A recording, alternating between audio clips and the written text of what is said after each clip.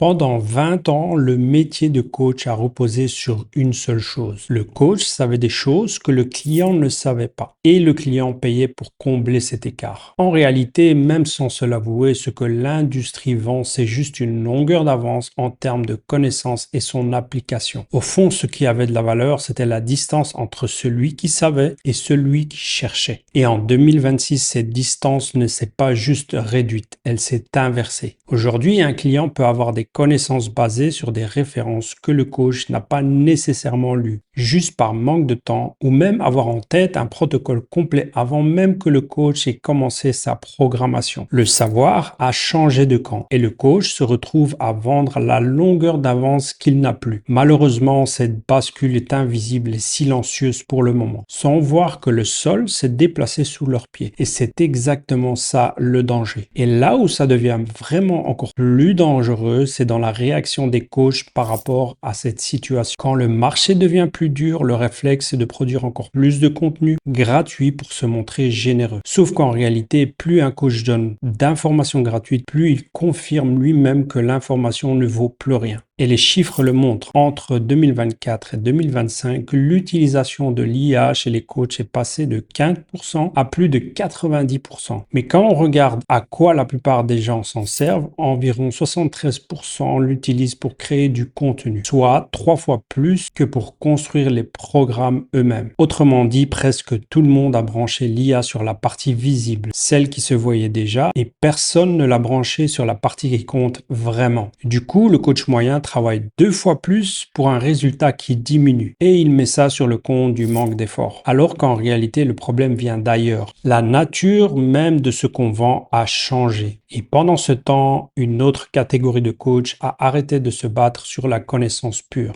car il a compris que celle-ci, avec l'IA, est devenue une commodité accessible à tout le monde. Ils ne recherchent plus à devenir plus intelligents ou travailler plus. Ils sont juste plus malins car ils ont compris que la valeur s'était déplacée et que se positionner en tant qu'orchestrateur plutôt que connaisseur est la compétence qui a le plus de valeur à l'heure actuelle et dans le futur. Quand on analyse ce qu'ils font de différent, on retrouve toujours les 3 mêmes compétences d'orchestrateur. Du coup, la vraie question à se poser, c'est de savoir ce qui donne la valeur d'un coach payant maintenant que le savoir ne suffit plus. Et le point commun de ces 3 compétences, c'est qu'aucune de ces 3 est de l'information. En fait, ce sont tout simplement les seules choses que l'IA ne sait pas faire à la place du coach. Et c'est pour cela qu'elles prennent de la valeur pendant que tout le reste en perd. D'ailleurs, même les coachs qui utilisent l'IA tous les jours le ressentent. Dans une enquête récente, 77% disent que l'IA ne remplacera jamais un coach humain. Reste à savoir précisément sur quoi repose cette partie humaine. Avant d'aller plus loin, je m'appelle Kamal et cela fait plus de 20 ans que je travaille dans le coaching et la performance humaine. Et ce que je vois aujourd'hui, c'est que le métier se coupe progressivement en 2 catégories. D'un côté, des coachs qui s'accrochent à l'ancien modèle. De l'autre, une petite partie qui a compris où la valeur est en train de se déplacer. La différence entre les deux tient en fait dans les 3 compétences. Dans cette vidéo, on va voir ces 3 compétences une par une, avec le mécanisme derrière et la façon concrète de l'installer sans être ni scientifique, codeur ou même développeur. La première compétence, c'est la fondation. C'est elle qui rend les 2 autres possibles. Et sans elle, les 2 autres ne servent à rien. Cette compétence, c'est de savoir lire la biologie de vos clients. À l'heure d'aujourd'hui, l'IA peut créer un programme correct pour à peu près n'importe quel profil. Par contre, ce qu'elle ne sait pas faire, c'est lire la biologie précise du client, c'est-à-dire son sommeil réel, son stress du moment, sa variabilité de la fréquence cardiaque, son historique de blessures, ou ce qu'il tolère et ce qu'il ne tolère pas. Et cet aspect du coaching a été mesuré noir sur blanc. Une étude publiée en 2025 dans The Scientific Report a comparé 2 groupes de sportifs. Le premier suivait un plan fixe, générique, écrit à l'avance, tandis que le second ajustait son entraînement quotidien en fonction de la variabilité de la fréquence cardiaque au réveil du client, donc en fonction de l'état réel du corps, du niveau d'énergie et du stress et du système nerveux. Et bien évidemment, c'est le second groupe qui a progressé le plus. La même logique revient dans plusieurs revues scientifiques. Un programme qui s'ajuste sur les signaux réels de la personne surpasse de très loin un programme générique, même quand le programme générique générique et bien écrit. C'est exactement là que l'IA grand public coince. Les outils de tracking sommeil intégrés rangent les gens dans des algorithmes et des catégories toutes faites, des espèces de profils de dormeurs et créent des programmes standards sur plusieurs semaines basés sur des données génériques prédéfinies. Cela paraît personnalisé, mais en réalité, c'est une moyenne déguisée car la personne reçoit un programme qui correspond à une catégorie, pas nécessairement à elle, ni même à sa propre biologie. Et c'est là que l'erreur classique apparaît. Beaucoup pensent que lire les données biologiques ne peuvent être accessibles qu'aux experts en physiologie ou encore qu'il ne faut pas les utiliser car cela touche au domaine médical. Alors qu'en réalité, c'est juste une compétence d'observation et non d'interprétation. Savoir utiliser des données se limite seulement à ce qui a déjà été interprété par le médecin, dans le but d'optimiser le style de vie, le programme fitness et la récupération. Concrètement, cette lecture se construit sur 3 niveaux qu'on empile du plus simple au plus profond. Le premier niveau, c'est la lecture en temps réel. On branche un objet connecté, une bague ou une montre, et on suit 3 signaux bien précis. La variabilité de la fréquence cardiaque au réveil, la qualité du sommeil et la fréquence cardiaque au repos. Ces 3 signaux donnent l'état du système nerveux jour après jour. Et une variabilité qui descend plusieurs jours de suite indique que le corps encaisse mal la charge de travail. Du coup, il faudra évidemment adapter soit le volume, soit l'intensité des séances. C'est la première chose à mettre en place. C'est facile, immédiat et ça ne coûte presque rien au coach et au client. Le deuxième niveau, c'est la lecture du terrain interne, c'est-à-dire le bilan sanguin lu à travers les marqueurs qui parlent vraiment d'entraînement. La ferritine et l'hémoglobine, par exemple, pour le transport de l'oxygène et la fatigue. La vitamine D et le ratio testostérone sur la cortisone pour la capacité de récupération et à construire du muscle. Et la glycémie et les marqueurs d'inflammation pour savoir si le moteur physiologique tourne de manière optimale. On cible seulement et simplement les marqueurs reliés à la performance et à la récupération. Le troisième niveau, c'est la lecture du terrain génétique. C'est ce que presque aucun coach ne touche à l'heure actuelle. Et c'est là que la différence devient impossible à copier. Et 2 gènes suffisent pour commencer. En regardant le gène ACTN3, par exemple, on a une indication précise du type de fibre musculaire dominant chez le client. Un client peut avoir un variant qui l'oriente plus vers des prédispositions génétiques pour la force et la puissance, tandis que l'autre vers l'endurance et une récupération plus rapide. Ensuite, le gène FTO qui informe sur les prédispositions génétiques sur le métabolisme des graisses et la façon dont le corps du client répond à l'alimentation. Avec ces 2 gènes, on arrête de deviner si une personne est faite pour du volume lourd ou pour des fréquences plus élevées. Quand on regarde, la vraie compétence s'amplifie et devient évidente quand on combine ces 3 niveaux ensemble, au lieu de les regarder chacun dans son coin. La génétique dit le potentiel de départ. Le sang dit l'état du terrain en ce moment. Et les objets connectés disent la réponse au jour le jour. Quand on superpose les 3, on obtient une lecture ultra précise de l'état de base du client, ce qui nous donne une vision claire sur la direction bien définie à prendre dans le programme de son client. C'est un avantage majeur qui en même temps optimise au maximum les chances de résultats. Ok, gardons bien cette compétence en tête parce que c'est elle qui rend les 2 suivantes possibles. En résumé, sans lecture, on n'a aucune matière à donner à l'IA et rien à montrer pour se différencier. La deuxième compétence à intégrer, c'est d'utiliser ces données sur l'IA pour livrer de manière efficace et avec qualité. Une fois qu'on sait lire la biologie, l'IA devient vraiment utile. Et on l'a vu aujourd'hui, l'IA sert surtout à produire plus de contenu, la partie visible du business, du coaching, et qui est déjà gérable en réalité. Le vrai endroit où l'IA change la donne, c'est dans le système de livraison. Tout ce qui se passe une fois que la personne est votre client. Préparer un suivi, traquer la progression, structurer un retour, ajuster un plan en fonction de la semaine qui vient de passer. Toutes ces tâches reviennent pour chaque client, semaine après semaine, et elles prennent la majorité du temps d'un business de coaching. L'idée, c'est de regarder tout ce qu'un coach refait à l'identique pour chaque personne et de repérer les tâches qui suivent une logique de répétition. Une fois qu'on les a identifiées, on branche l'IA précisément là-dessus, mais à partir des données réelles du client et du cadre de travail du coach. La même IA qui sort un programme générique quand on lui pose une question générale devient précise quand on la nourrit avec les vraies données d'une personne et avec la méthode du coach. Concrètement, voici comment on installe ça. Et je vais être très précis parce que c'est exactement là que tout le monde reste dans le flou. Comme tu l'as deviné, l'outil que j'utilise et qui fait le buzz à l'heure actuelle, c'est Claude Cowork. Et malheureusement, les gens ne l'utilisent pas à son plein potentiel. L'avantage de Claude, c'est qu'il peut gérer de longs documents avec de longs contextes, ce qui facilite la lecture continue dans le temps de l'historique d'entraînement et de progression de nos clients. Pour ce faire, on va utiliser un prompt fixe écrit une seule fois dans lequel on colle les 3 niveaux des données de la compétence numéro 1. Le prompt ressemble à cela. Tu le trouveras dans la description. Dans la première partie, il faut établir le rôle de Claude pour la tâche comme suit. Tu es mon assistant d'analyse en coaching de performance. Tu ne donnes jamais de conseils médicaux. Tu prépares un brouillon que je validerai. Dans la deuxième partie, tu y rajoutes les données du client comme les chiffres de la semaine venant de l'objet connecté, comme la variabilité de la fréquence cardiaque, le sommeil, la fréquence cardiaque au repos.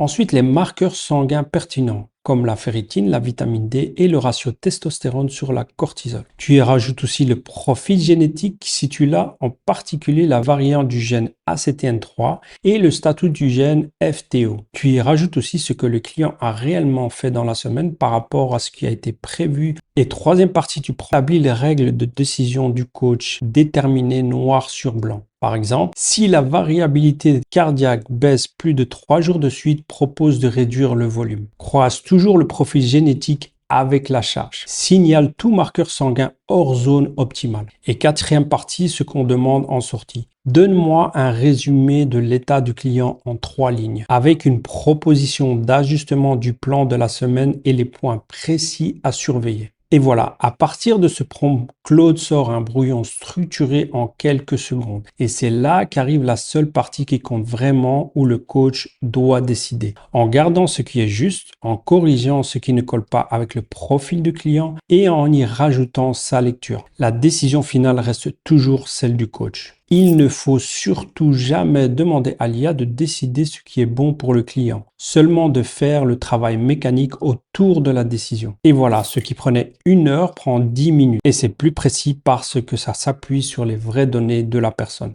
Le résultat, c'est une livraison plus rapide, plus précise et surtout la possibilité de suivre plus de personnes sans que la semaine déborde. Au final, ce qu'il faut comprendre, c'est que la lecture biologique nourrit l'IA et l'IA rend au coach sa capacité. C'est l'inverse exact de ce que fait la majorité du coach du marché en ce moment. La chose à retenir, c'est que l'IA à l'heure actuelle ne remplace jamais le jugement du coach. Avec une orchestration adaptée et ciblée, l'IA enlève seulement le travail mécanique autour pour que l'expertise serve là où elle est rare. Et c'est cette expertise, une fois rendue visible, qui devient la troisième compétence, la plus importante des 3. La troisième compétence, c'est la marque personnelle. Et avant tout, il faut comprendre pourquoi elle est devenue vitale aujourd'hui. Parce qu'elle a raison et précise et souvent mal comprise. Une marque personnelle pour un coach sert à une seule chose, créer la confiance de ta communauté, de ton audience, de tes futurs clients. En 2026, plus que jamais, sans confiance, personne n'achète. Et la confiance est devenue la ressource la plus rare du marché. Malheureusement, elle s'est effondrée pour une raison simple. Le marché s'est rempli de faux experts et d'influenceurs sans formation. Et les données le confirment. Environ 16% des influenceurs santé n'affichent aucune qualification. Et une analyse profonde de contenu fitness a estimé que près de 60% des conseils donnés étaient faux ou trompeurs. Le consommateur client potentiel moyen a malheureusement été exposé pendant des années à une majorité de mauvais conseils présentés avec assurance. Et l'IA, en plus, a versé de l'essence sur le feu. Maintenant que n'importe qui peut générer un programme d'entraînement en quelques secondes, le marché s'est inondé de plans génériques sans profondeur, créés à la chaîne par des gens qui ne comprennent même pas ce qu'ils publient. Le bruit des réseaux sociaux qui existait déjà a été amplifié par l'IA. Et il y a un piège encore plus profond là-dedans. En sachant que les coachs en ligne utilisent l'IA pour poster plus avec comme objectif d'inonder les réseaux sociaux, ils postent en suivant les formats viraux qui marchent. Sauf qu'être viral et être compétent, ce sont 2 choses complètement différentes. Et malheureusement, les algorithmes ne récompensent pas la justesse. Ils récompensent la réaction. Un contenu qui choque ou qui simplifie à l'extrême va monter plus vite dans l'algorithme des utilisateurs, même quand il est faux ou néfaste. C'est ce qu'on appelle l'économie de l'attention.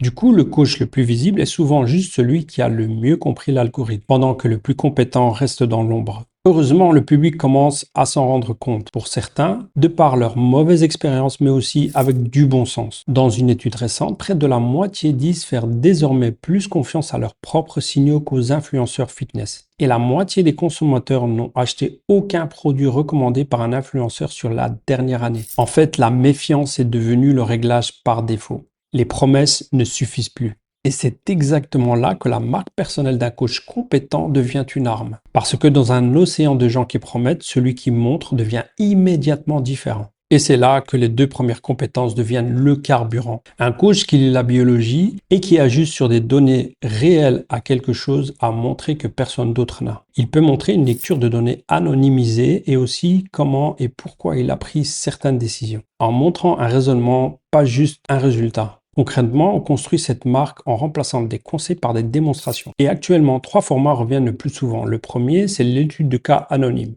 On prend un client réel avec son accord, on floute son identité et on montre le avant-après chiffré. La variabilité de la fréquence cardiaque qui était basse, par exemple, la décision qu'on a prise et où elle en est maintenant. Pas une promesse, mais plutôt une trajectoire que l'on peut montrer. Le deuxième format, c'est la lecture commentée. On prend un jeu de données, un bilan sanguin ou une semaine d'objets connectés et on déroule son raisonnement à voix haute. Ce qui passerait inaperçu pour un œil non entraîné, ce que les chiffres veulent dire ensemble et la décision qui en découle. Le public voit la compétence clairement. Et le troisième format, c'est la correction d'une croyance fictive en la comparant avec des données réelles. On prend un conseil populaire qui circule partout et on montre, chiffres réels à l'appui, pourquoi c'est faux pour un certain profil. C'est ce format qui casse le plus la méfiance parce qu'il oppose une preuve à un slogan. Et la règle derrière ces 3 formats est simple. Tandis que les autres se battent pour le poste le plus viral, le coach construit une réputation de quelqu'un qui sait vraiment lire et décider. Aujourd'hui, les gens font confiance parce qu'ils voient le travail réel et plus seulement une promesse de plus. Une fois cette confiance installée, le prix arrête d'être un problème aux yeux des clients. Parce qu'ils ne payent plus pour de l'information, ils payent pour quelqu'un en qui ils ont confiance. Voici un cas chiffré volontairement simplifié pour la démonstration. Marc, un client fictif de 38 ans, veut prendre du muscle et stagne depuis 2 mois. Sur le papier, son programme est correct. Donc le réflexe et surtout la réponse d'une IA serait juste d'ajouter de la charge et du volume parce que le client veut progresser. De l'autre côté, quand on regarde la lecture des 3 niveaux, au niveau des objets connectés, sa variabilité cardiaque a baissé d'environ 30% sur 3 semaines et son sommeil profond est tombé sous 1 heure par nuit. Au niveau du sang, sa ferritine est basse et son ratio de testostérone sur cortisol s'est effondré. 2 signes que le corps est en dette de récupération. Et au niveau génétique, son profil ACTN3 penche vers l'endurance, donc il récupère moins bien des grosses séances à charge lourde qu'un profil de force pure. Les 3 niveaux disent la même chose. Les données n'indiquent pas que le client a besoin de plus de charge dans son programme. Les données indiquent que le client a besoin de plus de récupération. Donc la décision va à l'opposé du réflexe de l'IA. Du coup, ce qui serait plus juste de faire, c'est de baisser le volume d'environ de 40% pendant 2 semaines. Comme priorité, de réparer le sommeil, d'ajuster l'apport en fer et seulement ensuite de remettre de la charge en respectant le profil génétique du client. Et c'est là que les 3 compétences se rejoignent sur ce seul client. La lecture des 3 niveaux a repéré le vrai problème que ni le coach traditionnel ni l'IA ne voyaient.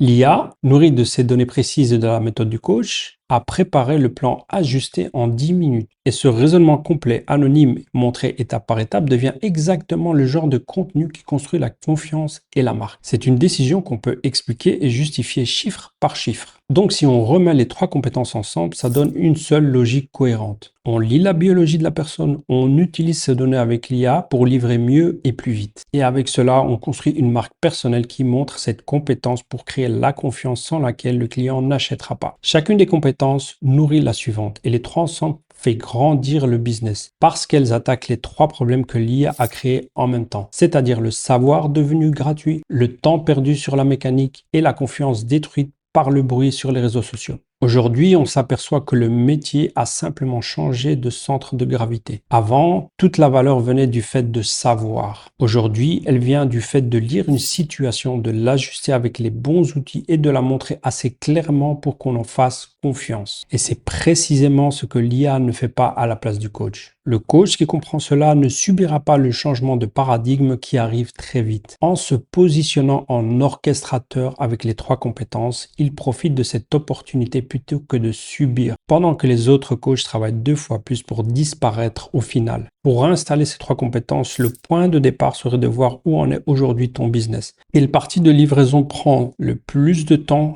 quelles données on ne collecte pas encore et ce qu'on pourrait déjà montrer pour se différencier. C'est exactement ce que je détaille étape par étape dans ma formation gratuite sur Skool et le lien est dans la description. Et si cet angle t'a parlé, abonne-toi, ça aidera la chaîne à se développer et à toucher ceux qui en ont besoin. On se retrouve dans la prochaine vidéo.